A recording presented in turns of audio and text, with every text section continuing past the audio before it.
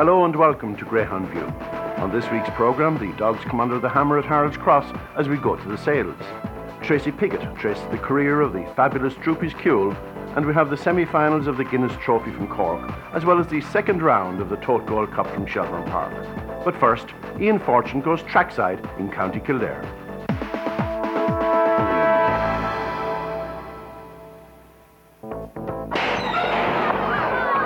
Well, we're in Newbridge for the final of the CME 575 with a winner's prize of €5,000. All 6 finalists hold strong claims. Should be a tremendous contest. Well, the dogs now on parade for the final of the CME 575. In trap number 1 we see Droopys Gloria. This one owned and trained by the US 4 Syndicate in County Tipperary. She's a daughter of Droopys Merson and Lisna Kilvicky, and she comes home with a real flourish. Trap number 2 is Go Black. This one trained by Seamus Graham down in Ballochmoiler, owned by Thomas Gould in Thurles, and he's a son of Tom's the Best and Mary's Lizzie. Expect to see this fellow in the early stages. Trap number 3 is the powerful local artist. This one trained by Joe Power, owned by Pat Dalton from Golden in County Tipperary. He's the son of Roanoke and Wineslayer, one of the fastest in the field. He's not without a chance. In trap number 4 is Claudia Glory. This one owned and trained by Peter Cannan in Drombane. He's the son of Queensbury Rules and Rush Claudia. This, the fastest dog in the competition to date, certainly there with a favourite's chance. In 5, another speedster, Crossley Lark, owned and trained by Madeleine O'Brien down in Carlow. She's a daughter of Larkhill Joe and Crossley Spark. Expect this one to be coming home with a real rat. And completing the lineup in the stripes is Gay Time Digger. This one trained by Fraser Black locally, owned by Timmy O'Connell from Blarney. He's a son of Trade Official and Gay Time Blonde, another one that can be there in the early stages. Well, the dog's now going to traps for the final of the CME 575. Winner €5,000 and trophy. The favourite here, number 4, Claudia Glory, available 11-4 with the bookmakers.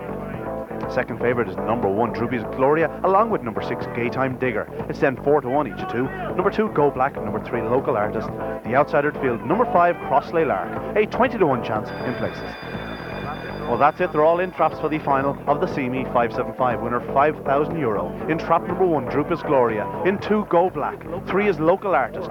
4, Claudia Glory. In 5, Crossley Lark. And in 6 is Gaytime Digger. Here up behind traps and away they go. First to show on the outside is number 4. This is Claudia Glory. Now on the inside, number 2, Go Black showing in front. It's a real tight race into the corner. Around the opening corner, a bit of trouble. Number 2, Go Black comes out. Bit of trouble. Local Artist is hampered. In second spot, we have Droopys Gloria. Back in third is number 6, Gaytime Digger. But down the far side, it's number 2, Go Black. He's about 3 lengths clear of Droopys Gloria, who's coming with a rush into the third corner. Back in third place, further trouble. Out of the last corner, and it's number 2, Go Black, who still leads. Here comes Droopys Gloria on the inside, up the home straight, and Droopys Gloria starts to beat number 2, Go Black. Back in third, number 5, Crossley Lark. A wonderful time, 31:45. And the result of the final of the CME 575, the winner was number 1, Droopys Gloria. In second, Go Black, he made a gallant attempt, and back in third was number 5, Crossley Lark. The winning time, a very fast 31:45. Well, I'm here with one of the joint owners of Droopys Gloria, a very happy man, Terry Corden. You must have been delighted when you saw the bitch going around in second spot. We were, Ian. We were slightly disappointed, well, not disappointed, but a bit apprehensive of a run in the semi-final, but Graham had every confidence in the bitch, and he said she'll be fine on the night, and coming out of the second bend it was all over as far as we was concerned. Although I must say I had a share in the 2 dog as well, so I was on a winner either way. A happy man, simple as that. Well, that's true, Ian. The other 3 lads couldn't be with you tonight. No, Kevin Wilde, the promoter at Sunderland, and Nathan, my son, and Steve Charlesworth, the bookmaker at Nottingham, all over in England. Kevin tried to come belatedly, but couldn't make it, unfortunately for him. How did you come to get the bitch? It was something like nearly a year ago. The bitch trialled at Waterford just after the Clonmel Festival. She was beaten 2 lengths, 29-30, something like that. And she came in season immediately. And we tried to buy her off the Dunphy brothers then. But the Dunphys being the Dunphys, you know, they're very fair. And they said they wouldn't like to sell her just coming into season. But we pestered them. And thankfully they gave in the end. And we bought her really as a novice. Now, I know you have a great singing voice. Perhaps there'll be a few songs sung later in the par. I'm sure, Ian, we'll try and get something going.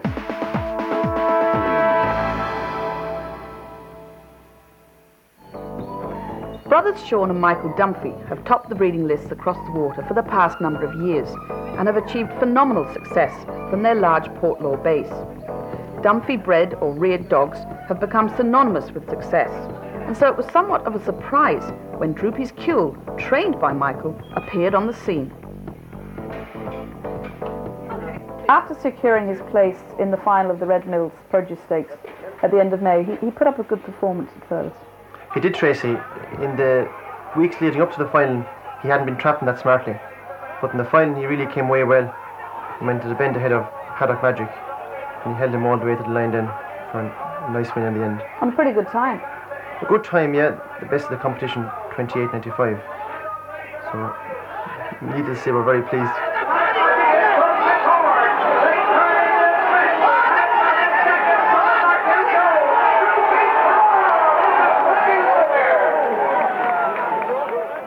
Michael, he completed a good run of form when then running in the final of the St Leger at the end of June in Limerick. In fairness, we weren't going to go for the St Leger version, but we were going to bring him to Cork for a puppy competition.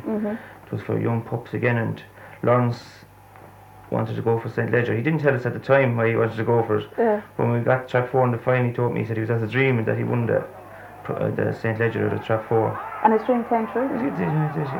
But he showed he could battle like it, and that's what you need. Like, there's a lot of fast dogs, but an awful lot of them won't grind out a result when things go against them. Like, they just throw in the towel. And like, he was a great dog in that sense. Like, he'd always been the first 3, and in 20-something races he was only once ever, and that was in the final of the Derby when he went lame. He was never the first 3 in his career before that. Sean, how early on in his career did you feel that this dog had real talent? Well, really, with any top-class greyhound, I'm sure they show real ability from the word go. In his second and third trial, they do times that you wouldn't expect them to do, really.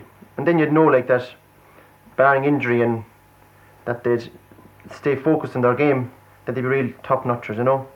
And he started off in a novice stake in Waterford. He won his heat and final of that, 28-48 or something like that. And then he went to the Savannah Kennels Open Stake, which was for pups of the same year, and he won that. We went from there then to Shelbourne for the National Puppy Stake, and he put in a great performance in that,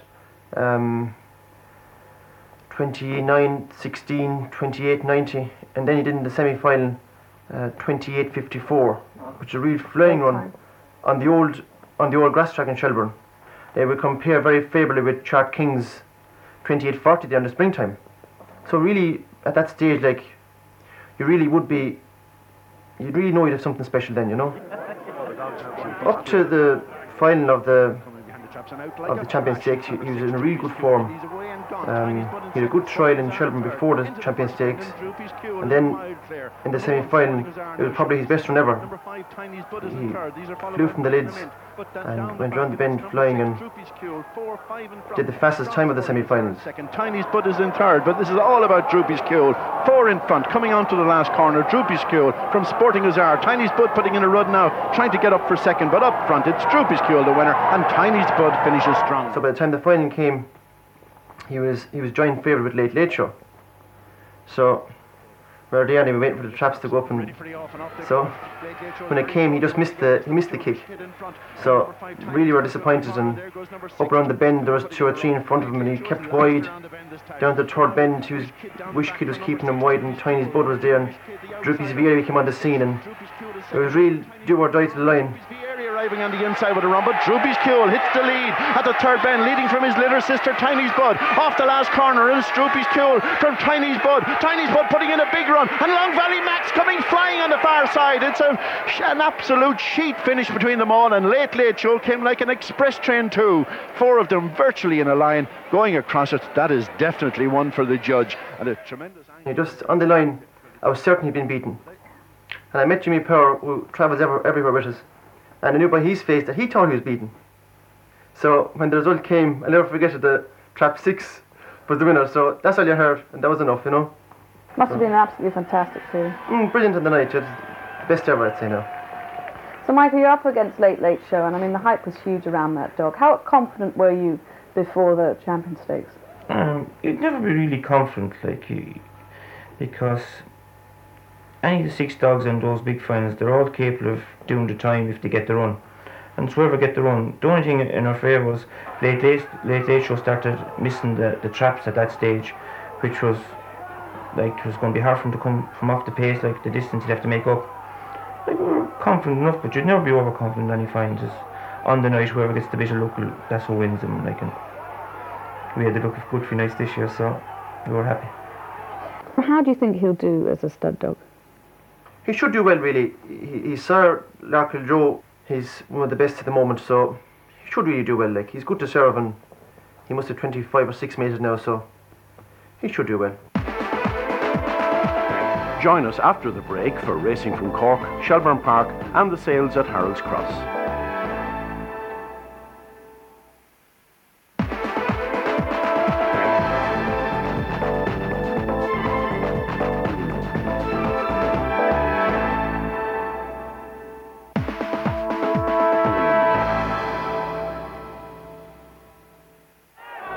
The Tote Gold Cup at Shelbourne featured the return to the track of Late Show. Off the track for 4 months, he looked fit and well when he turned up for his first round heat. Heat 6 of the Tote Gold Cup. In 1, Corduff Slippy, 2, Lidpal Sammy, 3, Shanless Park, 4, Never on Sunday, 5, the Late Show having his first run of 2002, and 6, Brickfield Bill. How will Late Show come out? Can he match number 3, his kennel companion to the bend? Traps open, he's out well. In fact, he's very nearly leading on the way to the corner. Now it's Late Show in front on the way to the first bend, and he scoots around the bend clear. From number 2, Lidpal Sammy in second. Listen to the roar from the crowd. Number 3, Shanless Park is third, with number 4, Never on Sunday. Down the back, it's Late Show, and Lidpal Sammy is racing fast behind him. He's only 2.5 lengths down on the third bend. Late Show in front, and Lidpal Sammy is closing the gap. On the final corner, Late runs very wide, but he's stretching out again to win from number 2, Lidpal Sammy, with number 4, Never on Sunday in third, in a time of 28.93, the fastest time of the round. Unfortunately, Late Show fell victim to a bug at the weekend and so wasn't able to take his place in the second round at Shelbourne on Saturday night. But now let's reflect on the action from the second round of the Shelbourne Tote Gold Cup. The first heat in the second round of the Shelbourne Tote Gold Cup. 1 here is Give and Go. In 2, the favourite Flashing Moment at 5-4. 3 is Santa Vita. 4, the second favourite Mix Mystic. In 5, Zagato. And on the outside in 6 is Long Valley Tyson. Here now coming up behind the traps. And off they go, and Flashing Moment not too well away tonight. And a very tight run to the corner with number 4, Mix Mystic, showing in front, and there's a lot of trouble on the corner. And number 1, Give and Go, leads into the back straight from Flashing Moment in second. Back in third is Long Valley Tyson as they head down the back, and it's number 1, Give and Go from Flashing Moment in second. Long Valley Tyson third, and Santa Vita in fourth. But around the final bends, Give and Go in front. Flashing Moment trying to close, but not able to at the moment. Give and Go, a lead of a few lengths into the home straight from number 2, Flashing Moment. Number 6, Long Valley Tyson running on, but there's an upset here with number 1, Give and Go, winning from number 2, Flashing Moment, and number 6, Long Valley Tyson. The result of the first heat, the winner number 1, Give and Go, owned by Kieran Lonergan. Second, number 2, Flashing Moment, and third, number 6, Long Valley Tyson, time 29:26. Heat 2 of the Tote Gold Cup. In Trap 1, Lidpal Sammy, the second favourite at 2-1. Number 2, Curraheen Wade at 6-1. Number 4, Diego Glory at 5-1. Number 5, Barefoot Joe, 5-4 favourite. And 6 is Never on Sunday, 12-1. The hare coming up behind the traps. And it's very level again at the start with number 4, Diego Glory, but number 1 now takes it up. Lidpal Sammy into the corner, gone clear from number 2, Curraheen Wade in second. Number 6, Never on Sunday in third. And the favourite, Barefoot Joe, is right at the rear of the field. But down the back, it's Lidpal Sammy in front by 2 lengths from number 2, Curraheen Wade. 6, Never on Sunday is third. Then comes Diego Glory and Barefoot Joe. But it's Lidpal Sammy. He's on his way to victory here, it would appear. He's leading by 2.5 lengths off the final bend. Number 6, Never on Sunday, chasing. Number 2 on the far side, Curraheen Wade. And the favourite makes his exit, Barefoot Joe. The winning time, 28:91. The result of Heat 2, the winner number 1, Lidpal Sammy, owned by Norman Nelms. Second, number 6, Never on Sunday. And third, number 2, Curraheen Wade, time 28:91. Dogs now in traps for the third heat of the Tote Gold Cup, the 9:45 at Shelbourne. The bell goes. In trap 1, the favourite, Priceless Rebel, 6-4 on. In 2 is Tut Tut, second favourite. 3, Brickfield Bill. 4, Shauna's Spiral. 5, Fast Fits Paquita, and 6, All About Me. Number 2, Tut Tut, normally a very fast starter. Here coming up behind the traps, and they're off, and it is number 3, Brickfield Bill, showing up with number 6, All About Me, and the favourites going up on the inside very fast into the corner. Number 6, there's a lot of trouble out behind. Tut Tut is knocked over, but heading into the back, and Priceless Rebel storms to the front. The track record holder going on from All About Me in second. It's a distance back to number 3, Brickfield Bill in third, being challenged by number 5, Fast Fits Paquita. But on the final bend, it's Priceless Rebel. He's clear, and he's racing on here to a very easy victory. A loud cheer as Priceless Rebel wins it by a distance from number 6 in second. That's All About Me, and Fast Fits Paquita probably holds on for third. A time of 28.81. The result of the third heat: the winner, number 1, Priceless Rebel, owned by Kathleen Murphy. Second, number 6, All About Me. And third, number 5, Fast Fits Paquita, time 28.81. The fourth heat: in trap 1, Glencloy Swift. In 2, the 5-2 on favourite Jet Spray. Number 3 is Glenski Izzy. In 4, Marnock Selt. Nothing in 5, Late Show, unfortunately an absentee. And in 6 is Moving Customer, as the hare comes up behind the traps. Ready for off and away to go, and it's number 4, Marnock Selt, off to a flyer. Jet Spray missed his start, but he's showing great early pace, going up in second place, and Moving Customer right out at the rear. Into the back straight, it's Marnock Selt in front from Jet Spray. Could there be another upset on here? It's Marnock Selt leading by a length from Jet Spray in second. It's 6 lengths back to number 3, Glenski Izzy in third, and Marnock Selt continues to lead from Jet Spray. Coming on to the final bend, Marnock Selt in front, Jet Spray trying to challenge, and look at number 6 finishing. But up the straight, it's Marnock Selt being challenged now by number 2, and Jet Spray gets up to win from number 4, Marnock Selt, with Moving Customer flying through at the finish, but too late. The result of Heat 4, the winner was Jet Spray, owned by Pat Shine. In second, Marnock Selt, and third, Moving Customer, time 28.96. Moving Customer, they're one of the few Paul Hennessy runners on tonight not to win. He had a magnificent 6 winners out of the 10 races.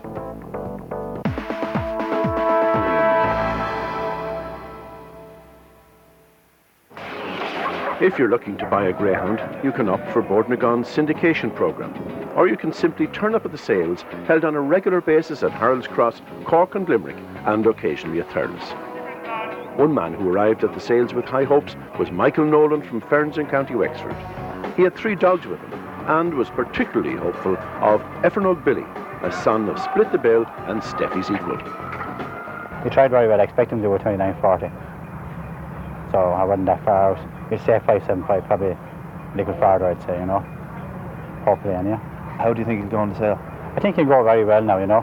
I hope to get 5,000 from euro. And that's the reserve? That's the reserve, yeah. Everything going well. A fastest of the day 29.34 trial. And as you heard, Michael placed a reserve of €5,000 on his July 2000 puppy. He presented the dog for the sale, and his earmarks were checked to verify his identification. Then it was the turn of the auctioneer. There was plenty of interest in the ring. The bids rose to €3,600 before he was withdrawn. Among those interested in buying him was bookmaker Teddy Hegarty, and he eventually got his way. The deal was struck afterwards at €4,000. He was withdrawn at 3.6 in the ring, but you sold him afterwards? Sold him afterwards, yeah, for €4,000. So happy enough, really. Sad to see the dog go. I guess he was a nice dog, you know. So other than that, though, the best looked his head.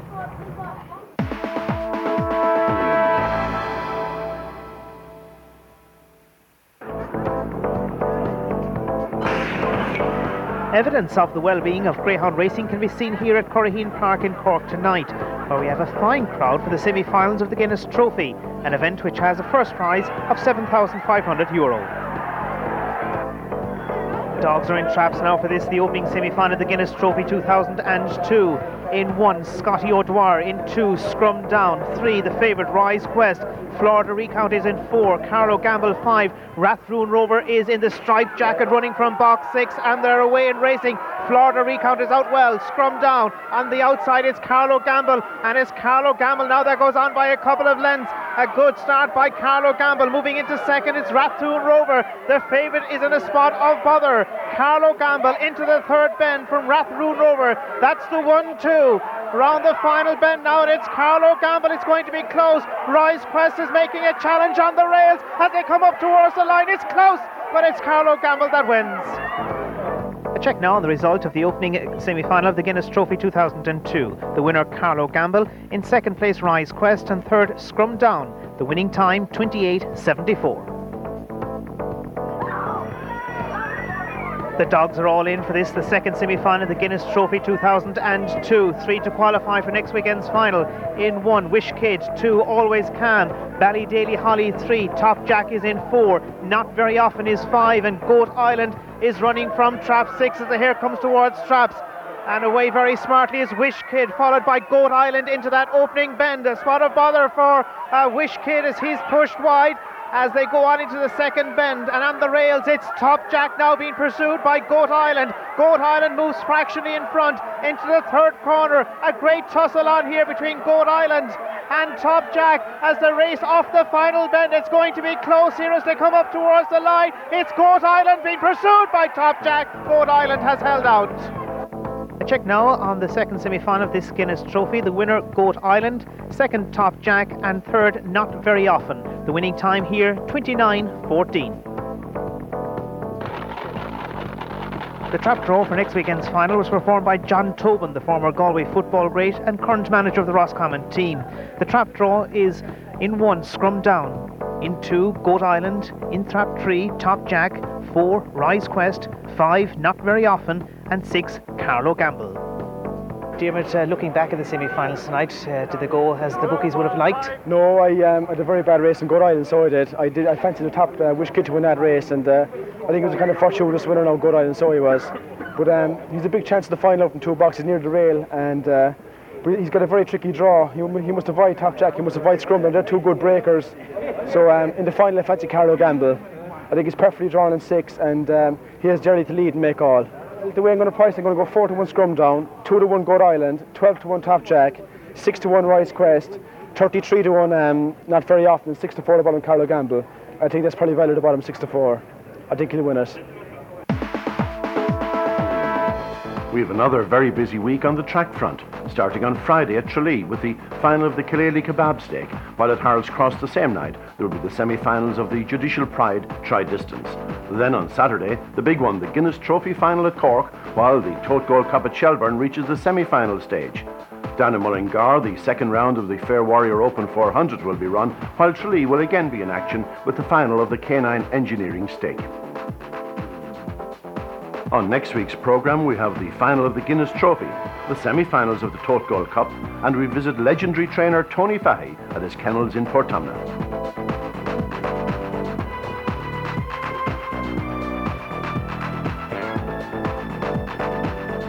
For further information on Irish Greyhound racing, ownership and syndication, visit our website at www.igb.ie